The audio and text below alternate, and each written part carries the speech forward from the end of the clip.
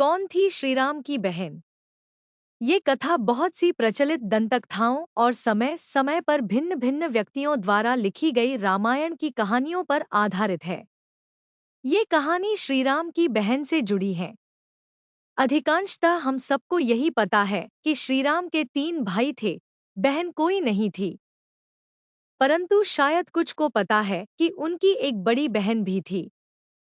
जनता के समक्ष राम की बहन ने कभी भी किसी को नहीं पता चलने दिया कि वो राजा दशरथ और कौशल्या की पुत्री हैं।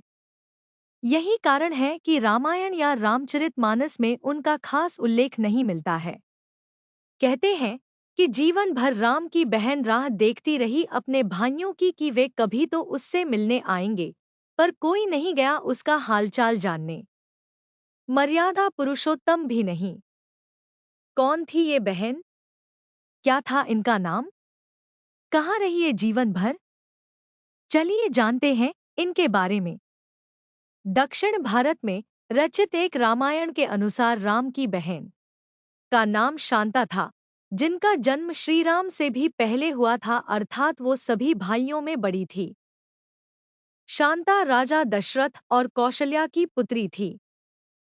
श्रीराम की बड़ी बहन का पालन पोषण राजा रोमपद और उनकी पत्नी वर्षिणी ने किया, जो महारानी कौशल्या की बहन अर्थात शांता और श्रीराम की मौसी थी। राजा रोमपद अंगदेश के राजा थे। ऐसा क्या हुआ जो शांता का लालन पालन उनकी मौसी को करना पड़ा? राजा दशरथ की क्या मजबूरी रही जो वो अपनी पुत्री को अपने साथ नहीं रख सके? शांता अत्यधिक सुंदर और वेद, शिल्प व अन्य कलाओं में निपुण थी। कहा यह जाता है कि शांता जब पैदा हुई तब अयोध्या में कई वर्षों तक अकाल पड़ा। इससे राजा दशरथ बहुत ही चिंतित रहने लगे। उन्होंने इसका उपाय ढूंढने के बहुत प्रयास किए और लगभग सभी ने उनको सलाह दी कि उनकी पुत्री शांता ही अकाल का कारण है। यह सुन राजा दशरथ असमंजस में पड़ गए, क्या किया जाए। तभी उन्हें राजा रोमपद को दिया वचन याद आया। कुछ समय पूर्व की ही बात है, वर्षिणी ने संतान थी तथा एक बार अयोध्या में उन्होंने हंसी हंसी में ही बच्चे की मांग की। दशरथ भी मान गए। रघुकुल का दिया गया वचन निभाने के लिए शांता अंगदेश की राजकुमारी बन गई। राजा दशरथ ने अकाल दूर करने के लिए अपनी पुत्री शांता को वर्षिणी को दान कर दिया। उसके बाद शांता कभी अयोध्या नहीं आई। कहते हैं कि दशरथ उसे अयोध्या बुलाने से डरते थे, इसलिए कि कहीं फिर से अकाल नहीं पड़ जाए। शांता का विवाह महर्षि विभांडक के पुत्र रिंग ऋषि से हुआ था। एक बार इंद्रदेव का एक भक्त मदद मांगने के लिए राजा रोमपद के पास गया, तब राजा रोमपद ने उसकी बात पर ध्यान नहीं दिया। अपने भक्त के अपमान पर गुस्साए इंद्रदेव ने बारिश नहीं होने दी, जिस वजह से वहां सूखा पड़ गया। तब राजा ने रिंग ऋषि को यज्ञ करने के लिए बुलाया। यज्ञ के बाद भारी वर्षा हुई। जनता इतनी खुश हुई कि अंगदेश में खुशी का पर्व मनाया गया। तभी वर्षिणी और रोमपद ने अपनी गोद ली हुई बेटी शांता का हाथ रिंग ऋषि को देने का फैसला किया। वहीं राजा दशरथ और इनकी तीनों रानियां इस बात को लेकर चिंतित रहती थी कि पुत्र नहीं होने पर उत्तराधिकारी कौन होगा। इनकी चिंता दूर करने के लिए ऋषि वशिष्ठ सलाह देते हैं कि आप अपने दामाद रिंग ऋषि से पुत्रेष्ठी यज्ञ करवाएं। इससे पुत्र की प्राप्ति होगी। दशरथ ने उनके मंत्री सुमंत की सलाह पर पुत्रकामेष्ठी यज्ञ में कई महान ऋषियों को बुलाया। इस यज्ञ में दशरथ ने रिंग ऋषि को भी बुलाया। सुमंत ने रिंग को मुख्य ऋषि बनने के लिए कहा।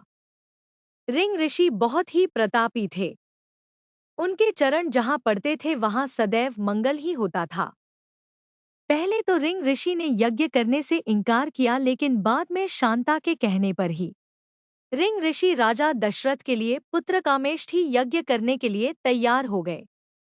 परंतु दशरथ ने केवल रिंग ऋषि को ही आमंत्रित किया, लेकिन रिंग ऋषि ने कहा कि मैं अकेला नहीं आ सकता, मेरी पत्नी शांता को भी आना पड़ेगा। रिंग ऋषि की यह बात जानकर राजा दशरथ विचार में पड़ गए। क्योंकि उनके मन में अभी तक शांता को लेकर एक डर का भाव था कि कहीं शांता के अयोध्या में आने से फिर से अकाल नहीं पड़ जाए। फिर उन्होंने विचार किया कि रिंग ऋषि के बिना ये यज्ञ सफल नहीं हो पाएगा और मंत्रियों की सलाह पर पुत्र कामना में आतुर राजा दशरथ ने संदेश भिजवाया कि शांता भी आ जाए। शांता तथा रिंग ऋषि अयोध्या पहुंचे। शांता के पहुंचते ही अयोध्या में मेघ बरसने लगे और चारों ओर पुष्प वर्षा होने लगी। दशरथ कुछ समझ ना पाए ये कैसी माया है। तब शांता ने दशरथ के चरण स्पर्श किए। दशरथ ने आश्चर्यचकित होकर पूछा कि हे देवी, आप कौन हैं? आपके पांव रखते ही चारों ओर वसंत छा गया है। तब शांता ने बताया कि वो उनकी पुत्री शांता है। दशरथ और कौशल्या यह जानकर अधिक प्रसन्न हुए। वर्षों बाद दोनों ने अपनी बेटी को देखा था। तब रिंग ऋषि ने पुत्रकामेष्ठी यज्ञ किया तथा इसी से भगवान राम तथा शांता के अन्य भाइयों का जन्म हुआ। ऐसा कथन प्रचलित है कि पुत्रेष्ठी यज्ञ कराने वाले का जीवन भर का पुण्य इस यज्ञ की आहुति में नष्ट हो जाता है। इस पुण्य के बदले ही राजा दशरथ को पुत्रों की प्राप्ति हुई। रिंग ऋषि फिर से पुण्य अर्जित करने के लिए अपनी पत्नी समेत वन में जाकर तपस्या करने लगे। ऐसा कहा जाता है कि वनवास के समय श्रीराम अपनी बहन शांता के आश्रम के पास से भी गुजरे थे, परंतु कभी भी बहन से मिलने नहीं गए। अगर आपको हमारी वीडियो पसंद आई हो तो लाइक, शेयर और सब्सक्राइब जरूर करें। धन्यवाद।